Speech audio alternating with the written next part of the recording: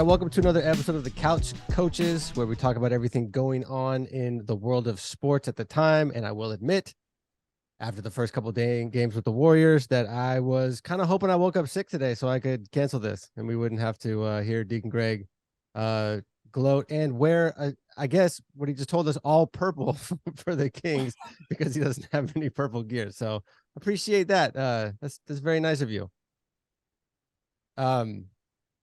And it's kind of an interesting dynamic because Sacramento has a bunch of former Bay Area people, and the Warriors were horrific for the longest period of time. They have a couple spots here and there, but like when I was like in high school, early college, the Kings were awesome and the Warriors sucked. So we would root for Sacramento because we wanted somebody to beat LA. And it's interesting watching the people go, watching the intensity of the fandom up there. I'm wondering how many people transplanted from here up there and just kind of carried that like late 90s, early 2000s kind of Kings fandom with them. And not that there's an answer for that, but it's just interesting. So I'm gonna start with positivity first. So Brother Bill, if you could please share your thoughts on the first couple games and thoughts moving forward throughout this series, which needs to go 6 games. The positivity, if you're a Warriors fan, is you have the opportunity to extend the series by winning the next 2 at home. I mean, plain and simple, you have to win the next 2. If you go down 3-0 or even 3-1, the way the Warriors have been playing in just the simple eye test of what the Kings are doing, not just offensively, but defensively, how they are able to switch and defend not just Steph Curry, but any type of penetration. I think you have to assume Warriors down 3-1, series is over, because then it becomes how are you going to beat the Kings 3 out of the next 4 games. The challenge that I think I see beyond just the players is the coaching.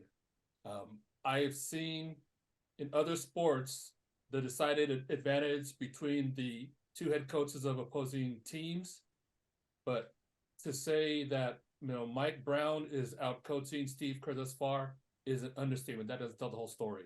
I liken it to the year, and Deacon Greg, you'll appreciate this, the year the Tampa Bay Buccaneers played the Raiders in the Super Bowl. Who was the coach? John Gruden. And at that time, I didn't think it mattered because Tampa Bay's defense had been just that good anyways. But what I see is that Mike Brown has a young team ready and prepared to defend the Warriors offensively, and they're able to seek out mismatches when the Kings have the ball, and you've got guys who are almost getting their shot and getting their spot at will. And I'm not even talking about what's his name, DeAndre, who's the point, the 2 guard, Fox. Yeah, Fox. I'm not even talking about Fox. I'm talking about other guys. So take a long answer, a short answer, long. The Kings have proven through 2 games that they are the better team, both being prepared and executing. So Warriors, you got your hands full. If you can even get it to 7, or even 6 for that matter. If they lose tomorrow, the thing is going to be. If they lose Thursday, I can almost say see a sweep. So if they lose Thursday, do we break up the big 3 in the offseason? Good question. I think the first question would be whether or not by big 3 you're talking about Steph, Clay, and Draymond. Yeah. And I think I could see this being Draymond's last year if they get swept. I think that would be the first of those 3, or the most likely of those 3 to go. Okay. And the challenge becomes then who do you replace him with, who does what he does in terms of running the offense, and then what he does defensively. All right. Unfortunately, Deacon Greg, the floor is yours. Let us have it. Positivity, I don't see any. I don't know, Bill. He was reaching. You reached real hard, Bill, for something positive to come out of that. But I would say the Warriors, they definitely have to defend their home court. If they lose one of these games in at home at the Chase Center, it's a wrap. And a lot of you guys, I don't criticize Kerr that much. Everybody's like, oh, he's getting out coached. Mike Brown has a huge advantage over him. Like you made an analogy about with the Raiders in that Super Bowl. It's a huge advantage when you've been in the other team's locker room with all the players, you know, all their weaknesses, all their strengths, you know, all the play, everything they want to do. So he's out, you know, he's preparing his team, you know, for everything that you guys are throwing at them. They're being prepared for that. And those guys are young and they're hungry and they're fast and they're moving. They're running right with the Warriors, you know. And I think you guys' the biggest stumbling block is for you is on the inside. That Sabonis, that guy, and then the other big men that they bring in off the bench too. You guys really don't have Looney. You know, he's trying, but you really guys don't have an answer. They're getting all the key rebounds, offense and defensive rebounds when, you know, and then it's almost an even match in the open floor with Fox, and then that I can't even think of the other point guard they bring off the bench. He used to play for the Lakers last year, and they came from the same college, Kentucky, and them two are really playing really well. Fox and then the other guard they bring off the bench. And he had like 30 something the night before the first game, and this last one, you know what I'm talking about? I can't even think. I got his picture in my mind. But those guys, they're matching up really well in the front court. But I think you guys are losing. In the backcourt. But you guys are losing down in the block. You guys ain't getting the key rebounds, you know, and things like that. And as far as breaking up that big three, I would say even if you said if they got swept, you would get rid of. If they lose this series. I'm going to take a little bit back when I was talking about Clay. I think Clay still has a little bit left in his tank. But Draymond, at a certain point, you guys got to look at Draymond and go, look, he's giving you guys 8 points. He's not, you know, he's playing defense. But again, he's not big enough at this age. You know, before he had more, you know, intimidation factor and all that stuff. He's getting older. And he's not big enough to rebound and guard, you know, inside like you guys need. You guys need another big body down low. But I just hate to break the news to you guys. Sack is going to take. You guys are done. Yeah, they seem when I just visually watching the game last night, and I got frustrated enough at a point that I just turned it off in the third quarter. It's like, and I don't know if it's. I mean, because part of Mike Brown's.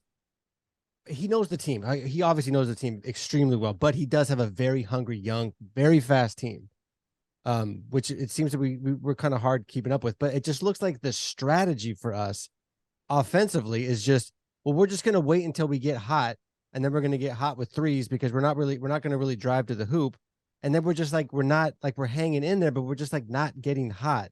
And does Poole just not play in the playoffs? Is it just we're just like, yeah, he can't play defense. He's like he seems kind of a mess. Like go ahead. Sorry. No, I was going to start rambling about Poole. No, that's okay. No, because I mean, I could see the way the Warriors lost both games. One word: turnovers. Through the course of their championship run each year, it seemed like and I think I mentioned this last week. Once they get over 16 turnovers, their odds of winning the game just go down because they're for them it's about just getting shots up, right? And so every time you turn the ball over, one, you're not even getting a shot, and number two, when it's a live ball turnover, chances are the team is going to come back and run on you, and that's exactly what's happened in these first two games. But the games to be as close as they were, mask the fact that like last night they had over 20 turnovers into the game, right? An average team, much less a playoff team, is probably going to beat you. Right, that's just how good teams are. So if they don't take care of the ball, then they're done. Scheme, rotations, all that. And they took 53 pointers in game one. Recipe for disaster. You don't need threes in a playoff game to beat another team. You just need to get shots up and take care of the ball. And they took 40 in the last game. If they've taken more than 33, then I know that's what they do. But Sacramento is good enough that they can beat the Warriors if they aren't even hitting a lot of threes because they're getting a lot more inside points. And Deacon Hill mentioned it; they're out rebounding. So the areas where in the past the Warriors have won, they aren't winning any of those areas in this series. So do you see the turnovers?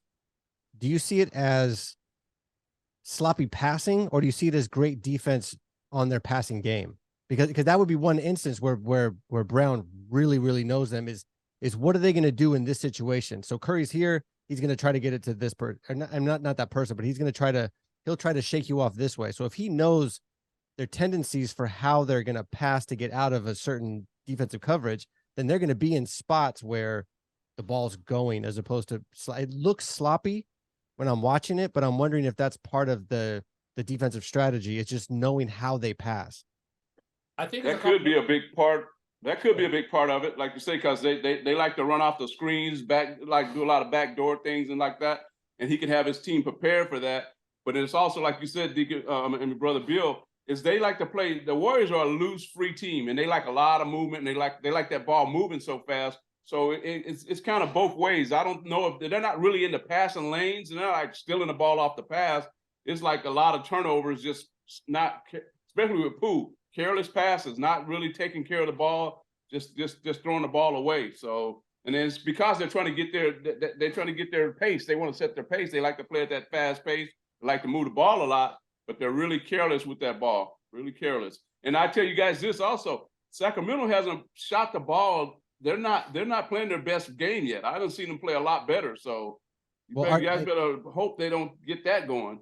Our defense is, I mean, well is a relative term, but like they're playing worse against us offensively than they've been playing. I mean, granted, they were playing at a very high level during the season, but our defense is doing something. It's just not enough. I think the key rebounding, you're not getting the key rebounds. Correct. Yeah. And we aren't getting those rebounds because we're taking too many threes at the wrong time of the game, and we have 3 or 4 guys on the perimeter, and we have no one inside. Yeah. And I was listening to just some sports talk today to kind of get some different perspectives, and they're like, the thing that the teams that exploited the Kings exploited them inside, and that's what we don't do. So they're looking forward, going. Nick Wright was like, well, when they play the Lakers are going to be all over them because the Lakers play inside. Like that's a strength of theirs, and that's just not what the Warriors do, or what they're. That's not what they do. Well, they better. So All I can say is they better. They got. All I can say is, where's Wiseman? Yeah, Wiseman. I don't know that Wiseman would have mattered because I was listening 95.7 the game today, and they're talking about Kuminga and how he had kind of flashes, but at 20 years old, where he's being exploited is defensively, and he's kind of late on rotations. And the other thing, if you notice, Sacramento's their ball movement and their motion looks almost like the Warriors, right? And where they're catching the Warriors is out of rotation. That's why you've got these guys who are like just getting open threes. So again, Mike Brown, if he doesn't get Coach of the Year, then I would be surprised, because they are proving that even with the young team, he has these guys focused and they are executing. They've got a plan and they are executing that plan. As much as I hate it because they're beating us, I do think the light the beam thing is very cool. I think that's a very cool, like, gimmicky thing to do at the end of a win. I think it's pretty sweet. Yeah, but what does it mean though? I don't know. It doesn't. I don't know. It just light a purple beam up into the sky. I don't know. It just okay. it's cool. Okay, It's a cool little slogan. It signals to the city that they won. Oh, okay, gotcha. Okay. All right. Getting away from basketball. Thank God. Huge football signing, and it was not Lamar, but it was essentially the same contract that Lamar turned down. And now Jalen Hurts and the Eagles, everything's cool. They're smooth sailing going in, and Lamar and the Ravens are still kind of doing what I don't even know what they're doing. I don't know. They brought in wide receivers, and I don't know if it's still a thing or if it's done, or I can't tell what's going on. It'll be hard to tell till after the draft. But thoughts on Dean Greg, I'll start with you. Thoughts on Jalen Hurts' big old mamma jamma of a contract. You know what? Props to him. That guy came a long way. I was just thinking about that. From you talking about a rags to riches story.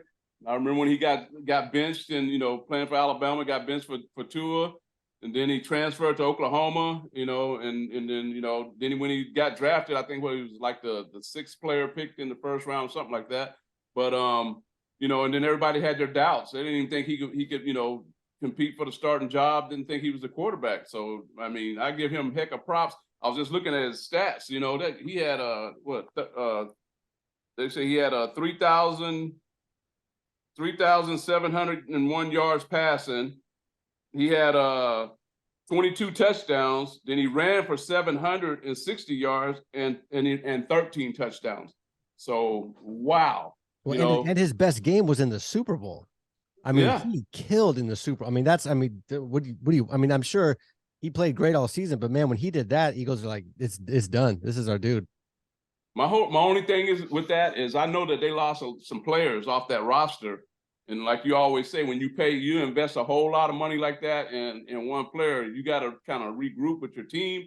So I hope it don't cost. Well, I don't really hope because I'm not. You know, I like him, but I don't know what it's going to do for the whole team. You know, when you lose some key players and then you spend a lot of money on your one player like that. So we'll see. But I just give props to him for getting that contract. You know, what was it? 255 million, and then 170 something guaranteed. 179 guaranteed. Yeah. So hey, he's making per year. He's making $1 million more than Rodgers. Right. But he's not. But he didn't get that. He didn't get that 230 guarantee. Whatever that nonsense is. Brother Bill, thoughts on the contract? Yeah, I don't. Yeah, the contract surprised me only from the standpoint of I didn't know that he was in a contract year, and actually he was in effect. It's early extension, right? It's early, yeah.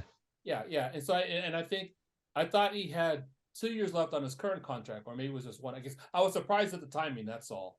But it makes sense if you're an Eagles fan, because then you know what you have at quarterback, right? You take care of that. You don't have to worry about that for a few years. And so even if it may cost them in terms of who they can resign, the players they lost, I think where the strength of that team, if you say where are they strongest between the three, offense, defense, or special teams, you could make an argument that the offense is the strength of their team. And so by tying that up, the O-line is still the same. I think they lost, a couple guys on defense. The one D lineman came to the Niners, right? But I think all in all, if you look at where they are in that division, I would still expect them to be the front runner in that division. And it always starts with winning your division. Yeah. I think the Eagles would be okay. Yeah, I think so. And I think even a bigger thing than the players is they lost their offensive coordinator. Yes. So, I mean, Jalen hit hard this year. I mean, he was awesome this season. But he lost the dude that kind of helped him get there. So you kind of wonder, like, okay, did he teach him enough stuff that he can kind of carry that over to the next OC, or is the next OC going to try to mess around with stuff? So I think that will be a big factor in that. And I'm waiting for the quarterback to follow for the potentially big pay quarterback. I'm waiting for that quarterback to follow Brady and take less money so he can have a better team. And I don't understand why people don't do that. Like, I'm hoping, so the next person in line is Burrow. Obviously Lamar's out because Lamar wants he wants the whole payroll. But Burrow, it's like you watched Brady do this and nobody's doing it. And it doesn't make sense to me. And I know paying early, kind of like what the Chiefs did with Mahomes. So Mahomes, after this contract and renegotiating and stuff, because he got paid early also, he's like he's like the 10th highest paid quarterback, which is probably, if you're putting together Super Bowl teams, that's probably kind of where you want to hover around. Like, they showed some stat where like the top 6 paid quarterbacks, like they're not winning Super Bowls because they're like you're saying, the team's weaker. But I think the Jalen Hurts story, aside from having, completely earned the money, when a quarterback's on, they're worth more than they can probably even take because of the hard salary cap. But just to me, that the story of Jalen Hurts is why I think football is so popular and resonates with so many people. Because you can have a dude that was pulled in the middle of a college championship game. Embarrassing. It's embarrassing. You're playing garbage. We're going to pull you out. Tua goes in. He wins the game. Well, now he transfers to Oklahoma, and then he's talked down about. He's not a quarterback. He gets drafted, but he's a dude that continually gets better and works harder and hones his craft. And he went from a dude that got dropped in the middle of a game, in a championship game in college, to getting paid and was very close to winning. Played well enough that they should have won the Super Bowl. And I think that's why football is so awesome, is because half the league's undrafted. half the league is some kind, like you rarely see the superstar, like a Manning kind of a situation where you hear about him in high school and college, and then he, like you never hear that. It's always the dude that kind of came out of nowhere that just worked his butt off and played hard and played smart and comes up. And I think that's why I think that's one of the reasons why I like football so much. Is it's like a never give up. It's never too, I mean, it's too late because if you can be like 30 and do stuff, but you know what I mean? Like just because you didn't pop in high school or pop your first couple years in college or go to a big name college does not mean you cannot be a successful athlete in football. And that's one thing I absolutely love about football. Back to basketball. Any surprises so far for you guys? Brother Bill, I'm going to start with you. Any surprises for you guys in the NBA playoffs so far, besides the Warriors sucking eggs? Yeah, I would say my first surprise would be the way that the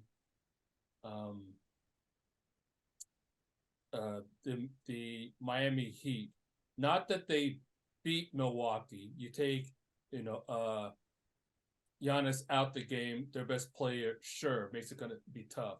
But the fact that they were able to put 130 up on Milwaukee, because Miami Heat they aren't explosive team offensively. Most of their games they win in the high 90s, low 100s. That's just, I mean, they're a physical team, but they showed me something that, okay, you just get out of having to win, 2 games in the play-in. You lose your first one, must win, to get in as an 8 seed. And everybody had Milwaukee just sweeping them in 4. Gave the Heat no chance. I mean, 0 chance. So it makes for an interesting game too. That's my early shock, was not just that they beat them, but the way they beat them. Deacon Greg. Well, I just want to touch on my Lakers. Just the way they're playing as a team right now. I mean, you're getting all the contributions for guys off the bench and things like that. But my biggest shock is the Clippers and the handling of the Suns. And I think, I really think the Suns might be in trouble. Everybody, now that Durant is there, they're the favorites and everything like that. And the Clippers without Paul George right now are handling them, and Kawhi, I just can't believe the way he's playing. He's playing like the Kawhi of a couple years ago or whatever, And I really think that I think the Clippers are going to take them. I think the Clippers are going to win that series. But that's my biggest surprise, is because everybody they already had crowned Phoenix coming out of the West, So I don't think so. Well, Kawhi's doing what he did at Toronto and what he did at San Antonio. He's the best two-way player on the court. And so he could easily put up 30 a night. But to be fair, you're right, Deacon Greg. With no Paul George, I expected the game to be closer than it was. What I like about series is you get to see, hopefully, coaching adjustments. Didn't see that with the Warriors so far. So it makes for an interesting game, too. I can tell you that much. Home court advantage, aside from Boston Celtics and the Kings, has meant absolutely nothing so far. I mean, that's the shocker. I think the Celtics is more the quality of the opponent than necessarily the Kawhi. Once with Kawhi, he better play well. The guy rests half the freaking season. That dude better come out firing in the playoffs. That dude's always not playing. He should feel like $1 million right now. He doesn't do anything during the season. And it'll be interesting what they do with Russ, because I could see Russ. Oh, hey, I freaked out, and everybody was talking about how he had the best 3 for 19 game in the history of basketball. I see Russ just. It's like he gets excited and then it gets out of control. So I see it like it kind of contained it in this last game. I see him. Oh, I did it last game. I could do it again. I just see him being kind of a mess tonight in the fourth quarter. And I see the Suns going, okay, let's just settle down. Booker, maybe grow a pair and let's take those shots and stuff. And we're in the playoffs here. You don't have to and I think this is kind of the issue with a sport like basketball, where there's only so many people on the court, is you have like the hero, you have the KD, and you like second guess, should I be doing this? Should he be doing this?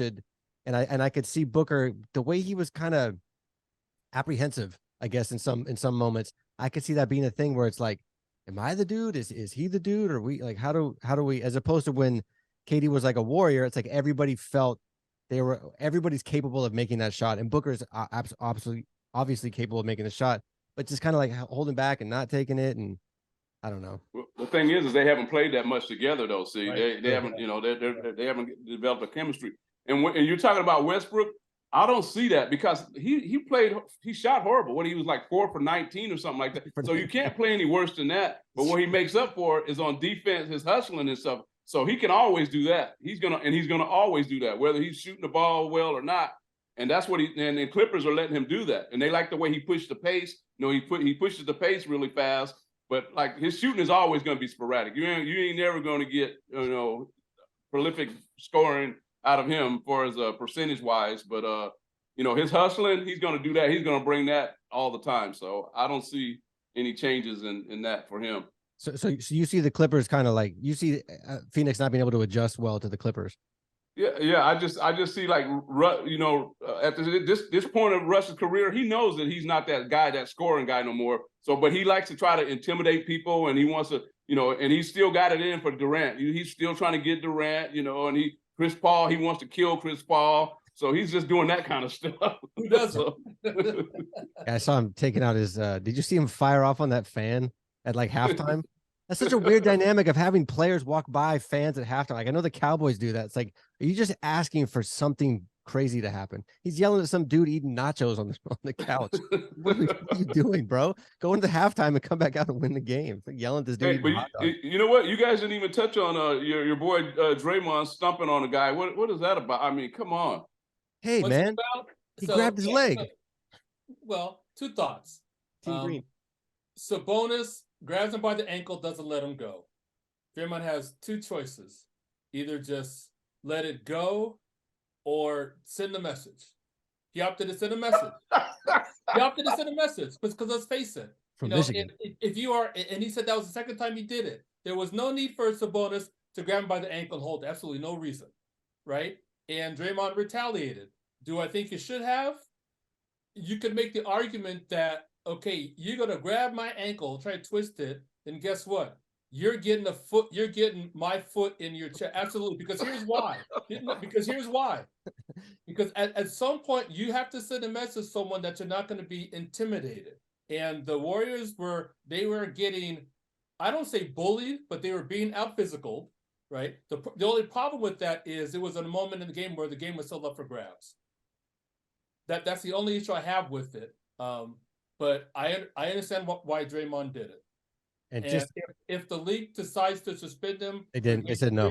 Then They said no. Oh, they already announced that? Yeah, thank God. Because then it would have been that's a real issue. Because they want. I think they handled it all right. He got what he should. He got a flagrant 2 and got ejected. So I think that was good right there. They shouldn't suspend him. Yeah. He shouldn't be suspended. But he should. You can't be stumping on people, Bill. Come on. You know that. Look, you can't stomp on no one like that. You know what though, didn't Greg? Was it really that hard? He didn't stomp on him. Come on. Because you know what? Sabonis, he was crying all curled up like a baby. Next thing you know, he's shooting the free throws and he's in for the rest of the game. Yeah, acting. He learned that from watching World Cup soccer. That was a very soccer move. Exactly. So Sabonis, he got what he deserved. You're gonna grab my ankle, twist it. You're getting my other foot in your chest, and now you'll think twice. But even more importantly, you see how the Warriors they're gonna have to respond with some physicality at home. And Draymond walking out of that arena, I thought it was WrestleMania. That was awesome. He's just throwing. He's doing way too much. Oh, that dude needs to be a wrestler when he look. And that's when you're talking about coaches. That's when your coaches should have sat him down. He's over here taunting the fans.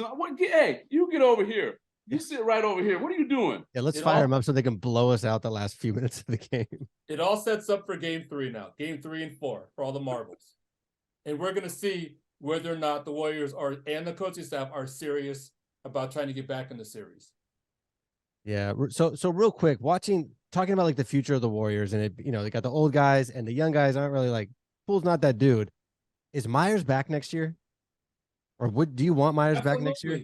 When you win 4 championships out of 8 years? Absolutely. But who has he? But who has he gotten after we got this big 3? What has he done that's been Well, to be honest, I think the mistake was letting, and granted they got GP2 back, but by losing Otto Porter and who was the other veteran that they lost? I'm drawing a blank. I mean, when you have a championship team and then you break it up by losing key players off the bench, this is what you get. So he just guessed wrong, thinking that these young players that they have coming up are going to develop, and they just haven't.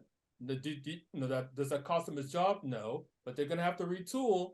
If Draymond goes this off season, then they got to figure out how they're going to, the way they run their offense, how they're going to make up for that, because the West is loaded. Yeah. So we'll see. I was hearing something today where the Lakers might be getting what's it, out of Portland, the point guard out of Portland next year. Damian Lillard. Damian Lillard to the Lakers next year. But who are they? But are they going to trade Anthony They're Davis? going to get D'Angelo. It's going to be a blockbuster deal. D'Angelo's going. What's that? The guy that went off on all those threes the other night. I can't even think of his name. But they're supposed to keep Anthony Davis though. Nakamura or whatever his name is. Yeah. Him and D'Angelo, and then a 2029 first round draft pick. 2029. Damian Lillard. 29. But when LeBron retires, then won't that be a moot issue? LeBron has at least 2 more good years, brother. We're going for it. LeBron is 42 years old. He's not coming back next year. Okay. All right. I thought he was going to play a Bronny. Where's Bronny going? Hey, this is the problem I have with you guys, with the Warriors. Why do you guys give all that money to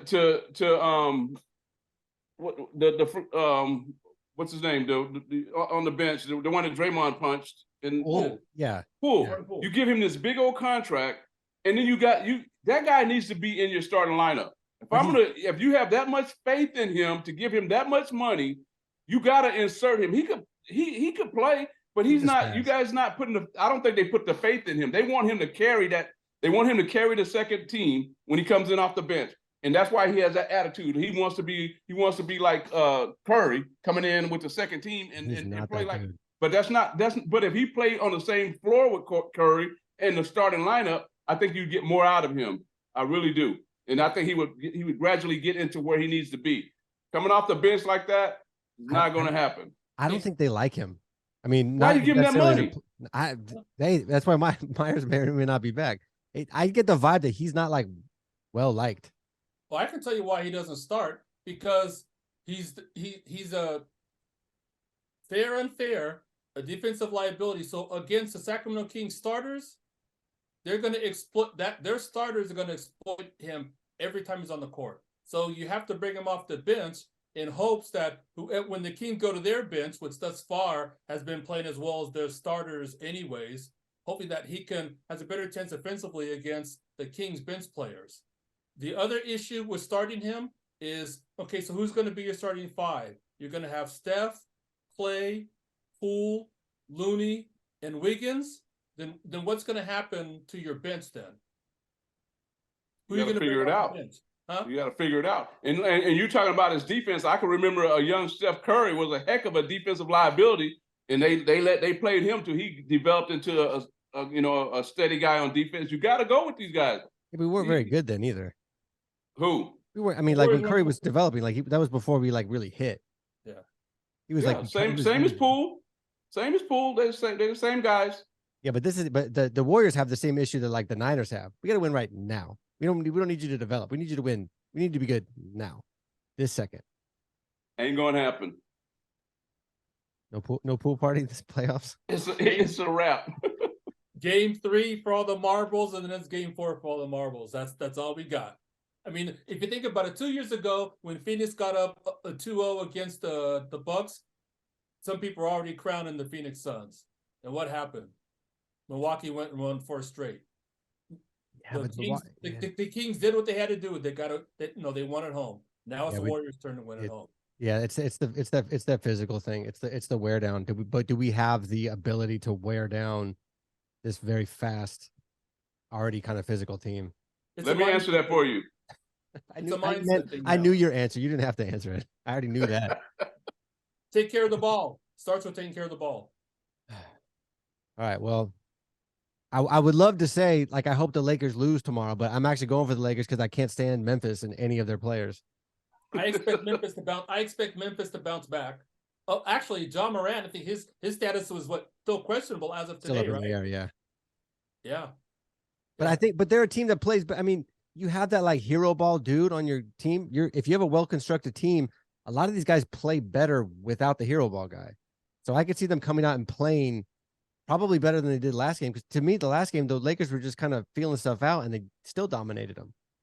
So I think you pull Ja out, and it's going to be a different team.